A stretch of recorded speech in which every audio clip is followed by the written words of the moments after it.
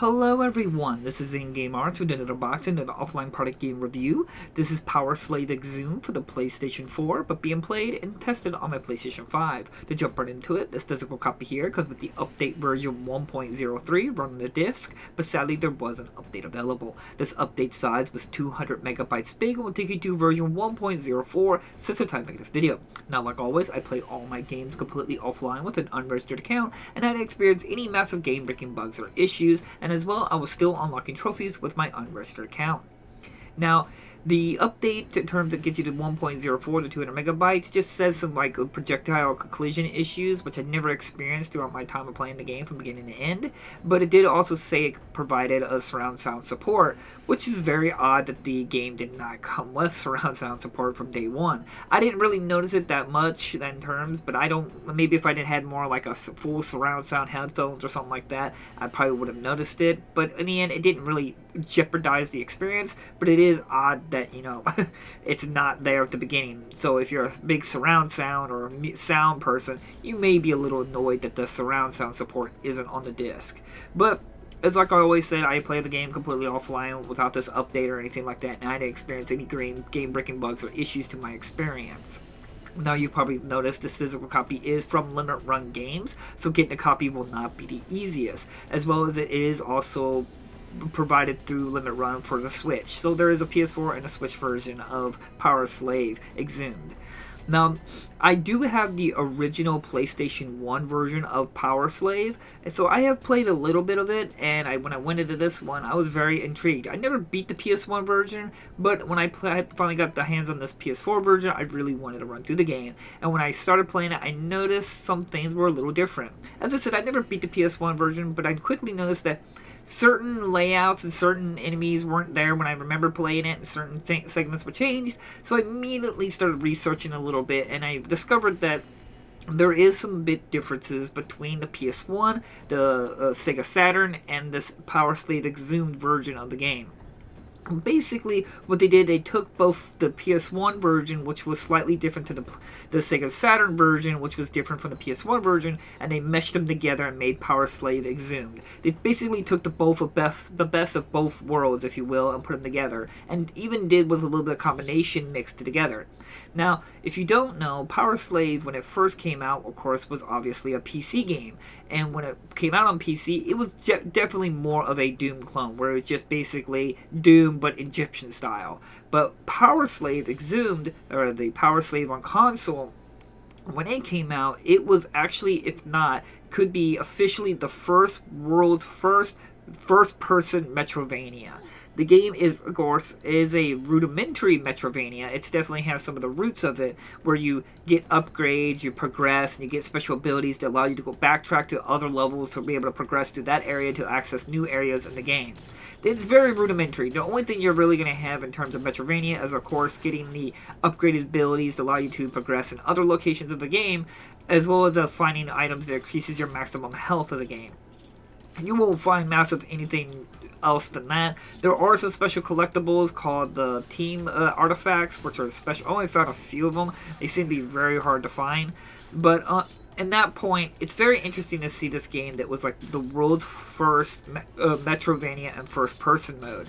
And it was very intriguing to play this and that. Now, I'm not a big fan of the Egyptian-style theme stuff, but it was still fairly good. But I do want to put the cards on the table in that I am a big junkie when it comes to Metrovanias, as well as that I am a big junkie when it comes to boomer shooters. So if you put them together, it just sounds like the perfect mix to me. And I just had a sublendable time with this game. Of course, the boomer shooter, fast shooting, fast equipment changing, and stuff like that. Which this Exhumed version of PowerSlave now comes with a weapon wheel, with a little asterisk on that. I want to point out. I will get into a detail, but they just streamlined some things to make things faster and smoother. In this remake that Night Dive Studios, the creator or the remasters of this version of PowerSlave, put into the game. And they did a pretty darn good job. It's visually looking good, the controls are all there on point, and the overall progression system is all on good. But there were some oddities and some things that I found very questionable. First off, getting out of the water in PowerSlave Exhumed was a little rough. There were times that it just, I don't know what I did to be able to get out of the water. It just like your head kept bobbing up and down, even though I was pushing forward, jumping, doing anything I can to get out of the water. It just randomly just works, and then sometimes it doesn't work. I really don't understand how the water, getting out of the water worked. As well as I pointed out that the game has the weapon wheel, which is really, really nice. I always say that if you have multiple guns, you should have a weapon wheel. But the weapon wheel slows down time when you bring it up, which is fine, that's very typical, but the slowing down time is very choppy, and it doesn't feel very fluid when it's happening. It was very disorienting every time I try to use the weapon wheel. So eventually I got to the point where I didn't want to mess with the weapon wheel and kind of did what I did with Quake, and I restructured the button controllers layout. Pretty much I did what I did with Quake, where I turned all the D-pads and buttons, square, X, triangle, and circle, and turn those to hotkeys for my guns. Basically, I turn up, down, left, and right to all my human weaponry, and I changed triangle, circle, X, and square into my Egyptian weaponry. And that's basically how I did it. So I just immediately pushed right, I immediately went to my machine gun. I push up, I went to my knife. I push circle, I got my power ring. I just basically what I did, and it made the fast fluid, and I didn't have to open up the weapon wheel, which didn't feel very good because the slowdown time was very choppy. You would have to play it to see it. It's just very disorienting. It's not like game breaking, but once I changed the buttons to be quick access with the D-pad and the button layout, it just worked a lot better. And since there's not too many buttons in the game, you could just work with it that way. The other one was that there are these random things that shoot bullets around like the map. They just like shoot, and you have to like dodge it or get around it, or it's a trap or whatever. They're really loud. They constantly make the sound do do do do do. And there are some times where it's like they're at a distance and you just keep hearing that sound effect. And especially if you're like trying to navigate tight corners, it's a little annoying. It grains on the ears pretty quickly. And that's about it. Everything else worked really, really well. The Metrovania aspect, the exploration aspect, and the backtracking aspect was all very well impressive. The map worked like a Doom game where it was very on point and accurate. To be honest with you, the entire time I was playing, I couldn't help keep comparing it to Metroid Prime Remastered when I played that on my Nintendo Switch, and how disappointing Metroid Prime was as a first-person Metrovania. So when I went into this, it was just blew me away how better this game was as a first-person Metrovania compared with Metroid Prime. The enemies were a lot more engaging to fight. There was a lot more numbers of them, so it felt very overwhelming at times, which was really nice. The utilizing of the guns and equipment was a lot better. I used specific guns to fight specific enemies, even though the game didn't make me have to do it like, let's say, Metroid Prime, where some enemies were completely immune unless I used a particular gun. I didn't really like those mechanics. It didn't feel very player involvement, and it just didn't feel rewarding every time I could beat an enemy. Well, this game, when I had so many enemies and I was jumbling around my equipment and everything like that, it just felt so satisfying every single time.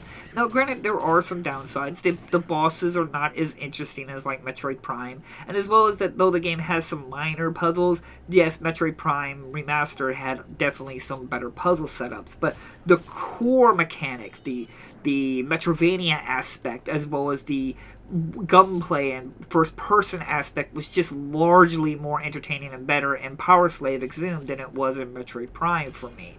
It's just, I don't know, it just felt like it was like a game that was trying to be a game than whatever Metroid Prime was trying to be. I know a lot of people love Metroid Prime, but I would honestly say I enjoyed PowerSlave way more. And it is just interesting to see a game about my points about how much I don't care about graphics, and how this game didn't. Yes, the game graphically looks better than maybe the PS1 version, the Sega Saturn version, because I think it's using a lot of the PC assets because they were at higher resolutions, but they just took the architecture of the console versions of PowerSlave and put it on PC. It's just, it played, felt, and ran so much better. I mean, if you're a fan of first boomer shooters like I am, and Metrovanias, it's definitely worth the check out, especially since it's one of the world's, if not the first-person Metrovanias. It's definitely worth a check out. But sadly, when I looked it up, physical copies are getting pretty expensive, because as I said, it's from Limited Run Games, so I can't really recommend spending big buku bucks to get a copy. But it's definitely one of the games I'm very proud to have on my shelf, just because I love boomer shooters and Metrovanias. And actually to have one of the world's first first-person Metroidvanias. It's a lot like when I covered, what was it, Into the Divide, or Divide Shadow Enemies Within.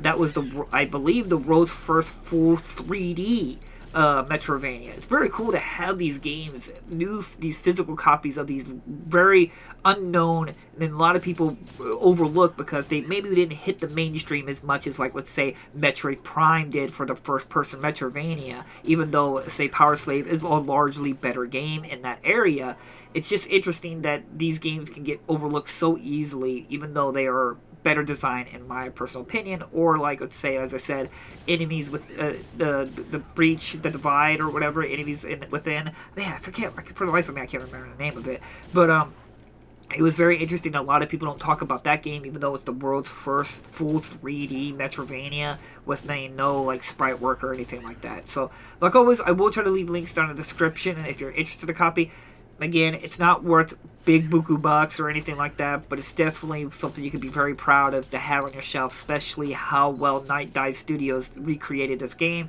It has a lot of settings and alterations you can do in terms of performance. If you like CRTVs and settings and alterations and stuff like that, you can do, which is really, really cool. I love that kind of stuff. I love games that have a lot of made settings and stuff like that. It's generally my first rule is when I buy a new game or play a new game, that's the first thing I go to, is check out the options to see how much options availability there are to people. And I always like seeing many options or accessibility features. So, like always, thank you all so much for watching, and I'll see you guys in the next unboxing video.